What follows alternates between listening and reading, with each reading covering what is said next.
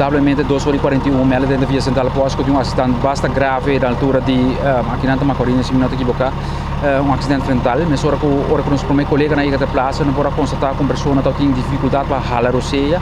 E 3h21, lamentavelmente, o doutor constatou a morte de Austin David Ellis, de apenas 24 anos de idade.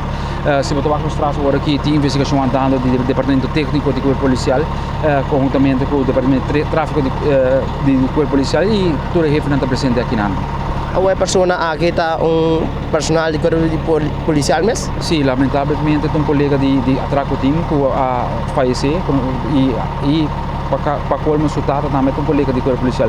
Porque agora que acaba de ser toda força na família, eles que perdem de não está algo fácil, não está algo fácil para mim dar uma entrevista para um pouco sobre também as coisas com ajuda de mim também, que tudo muito jovem assim que como considerado como eu, lamentavelmente de apenas 24 anos que já a vinda falecer.